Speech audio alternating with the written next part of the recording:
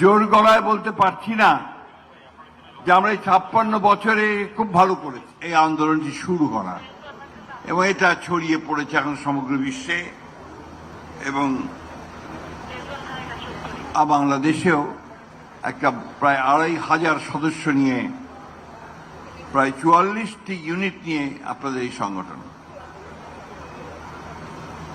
আমি কাগজটা পড়েছি, এই কাগজটা পড়ে আমি দেখেছি যে আপনারা যারা এর সঙ্গে কাজ করছেন তারা নিজেকে গড়ে তুলছেন আদর্শ বিশ্ব নাগরিক হিসেবে এবং দেশের নাগরিক হিসেবে। প্রিয় বন্ধুগণ, বন্ধু বলছি এই জন্যে যে আমরা আসলে সবাই পরস্পরের বন্ধু হতে চাই এবং বন্ধুত্বের সম্পর্কটাই হচ্ছে সবচেয়ে কাছের সম্পর্ক। আপনারা জানেন যে আমি একজন রাজনীতিবিদ, পলিটিক্স করি এবং কোন দল করি সেটা আপনারা জানেন, কিন্তু আজকে আমি আপনাদের সামনে রাজনীতি বা পলিটিক্সের কথা বলতে আসিনি। আপনাদের সামনে আমি যতক্ষণ কথা বলবো, এখানে থাকি নিচে পড়ে যাবে, আমি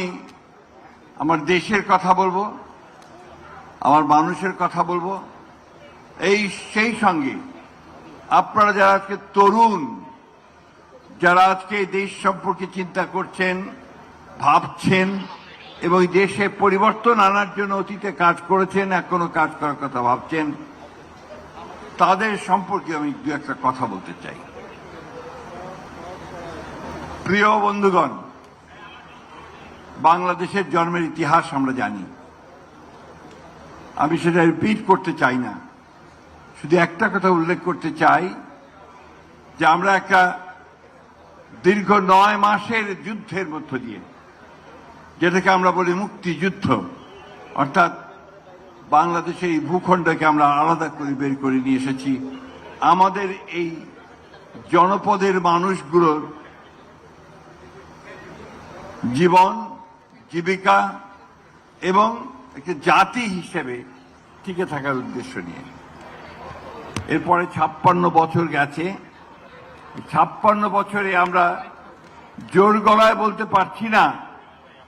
যে আমরা এই 56 বছরে খুব ভালো করেছি। আমরা রাজনৈতিক নেতারা, আমরা সমাজের বিশিষ্ট নেতৃবর্গ, শিল্পপতি, ব্যবসায়ী, আমরা কিন্তু জোর গলায় এই কথাটা এখনো বলতে পারবো না। এখনো আমাদের মাথা পিছু আয় অনেক কম, আমাদের জিডিপি অনেক কম, এখনো আমাদের মানুষেরা প্রায় 42% মানুষ